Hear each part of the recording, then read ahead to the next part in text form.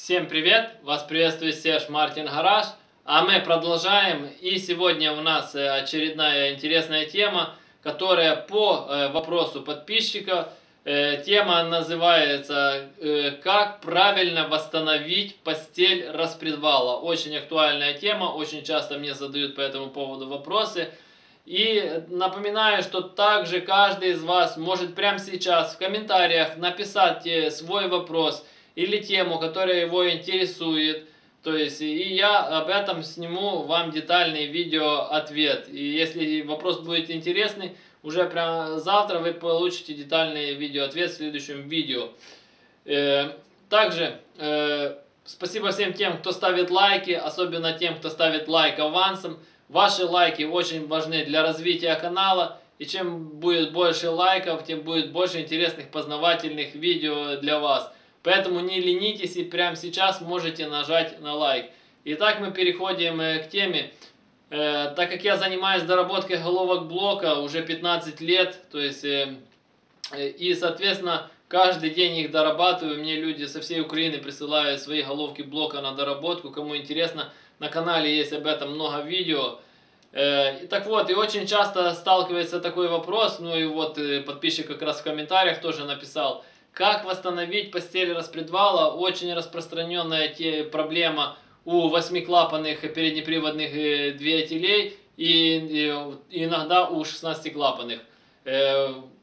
И вот, допустим, если у вас 8-клапанник и такая проблема очень часто есть, стучит распредвал в постели, то есть вы начинаете там регулировать клапана, там менять стаканчики, искать, откуда этот противный звук, как будто там едете, а кто-то молоточком там сидит, какой-то гном стучит именно по вашему двигателю, и такой неприятный цокот, и с набором оборотов он чаще и чаще, то есть. И вы ездите к регулировщикам клапанов, он там колдует шайбами, что-то меняет, но проблема не уходит. Это значит, что у вас разбита постель распредвала. Почему она разбивается? Из-за основные причины это из-за того, что используете плохое масло, вы меняете не вовремя масло. Может, вы и меняете, и вовремя, и хорошо заливаете. Ну, если вы машину покупали не новую, вы не знаете, что было до вас. То есть, как там ездили, как эксплуатировали. Что происходит? Постель распредвала, будем так сказать, является крайней точкой в масляной системе. Ну, образно, грубо говоря. Потому что масляный насос находится снизу. Пока он прокачивает через блок масла, пока его закачивает в головку, потом через масляные каналы головки на распредвал. И уже с постели распредвала, грубо говоря, в обратном порядке. И очень часто вы видите, вроде давление масла у вас нормально. И еще такая распространенная проблема тоже убивается после распредвала, когда у вас, допустим, масляный насос устает. Или, допустим, у вас двигатель уже там, вкладыши были подуставшие, вы ездили, и вы себе сделали капиталку, там шлифанули коленвал, вы шлифанули поставили новые вкладыши, все, сделали капиталочку, а про голову, что вы не подумали, что не только вкладыши изнашиваются, но и постель в распредвале, которая, грубо говоря, там нет никаких вкладышей, там просто тупо алюминий, об который трется стальной распредвал, и, соответственно, при этом он крайняя точка, и, соответственно, давление до него доходит в последнюю очередь.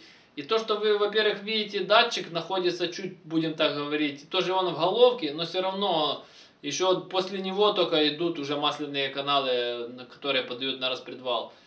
Так вот, так как у восьмерок, там девяток нету датчика давления, только лампочка, которая сообщает, что там у вас давление, но она загорается тогда, когда уже давление критичное, то есть вы не знаете, вы можете ездить на низком давлении, от этого у вас там и вкладыши устают. И, соответственно, постель тоже устает со временем. И появляется вот этот стук. И мне вот это задают вопрос. Как, что сделать, как восстановить?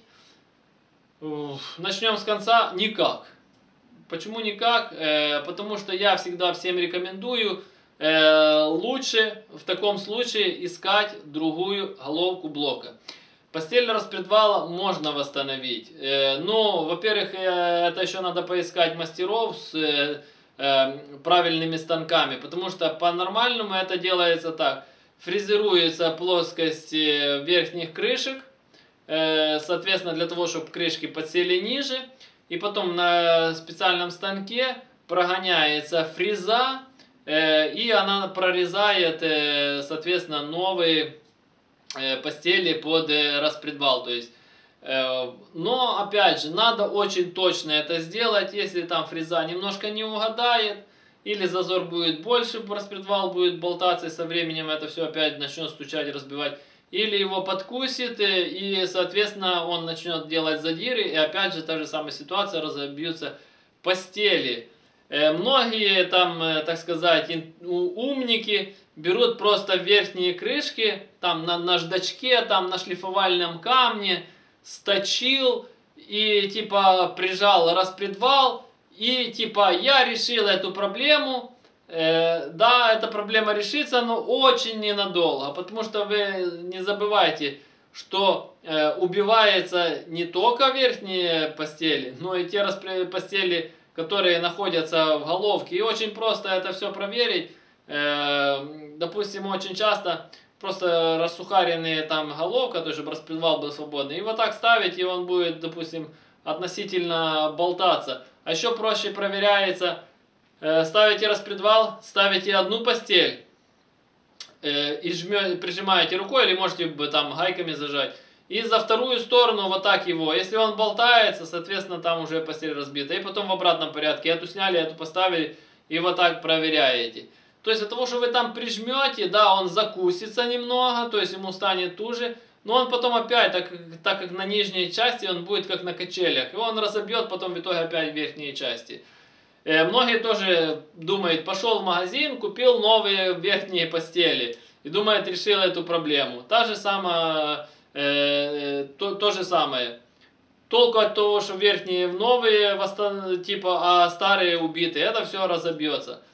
Поэтому я рекомендую, если у вас разбита постель, просто ищите другую хорошую живую головку блока с живой постелью. Ну а для того, чтобы таких проблем не возникало, просто не допускайте до того, чтобы постель убивалась. Потому что, я же говорю, причины это все те же. Масло, давление, и катаетесь на убитых двигателях до последнего, потом капиталите низ, а потом вспоминаете, что голова застучала. То есть, ну и так же само сам распредвал, то есть нужно смотреть на его состояние. Если была убитая постель, соответственно, она даст износ и на шейке распредвала. Поэтому, если вы нашли другую голову, посмотрите, во-первых, на состояние распредвала не только постелей. Должны быть живые и постели, и должен быть живой распредвал. Вот так же самым простым способом это проверяется, чтобы оно не болталось. И тогда будет все четко работать. Большой люфт должен быть, потому что там должен быть тепловой зазор. А я напоминаю, что я занимаюсь доработкой головок блока и карбюраторов. Каждый из вас может прислать свою головку блока или карбюратор на доработку. На канале есть очень много видео о доработке головок блока и карбюраторов. Кому интересно, на главной странице моего канала жмите на все видео. И там очень много чего интересного найдете для себя. Для тех, кто хочет заказать доработку, под каждым видео в описании есть мой номер телефона. Поэтому можете звонить, я всегда на связи, напрямую на телефон. А у кого есть какие-то вопросы, пишите в комментариях. Все комментарии читаю, по возможности на все стараюсь отвечать.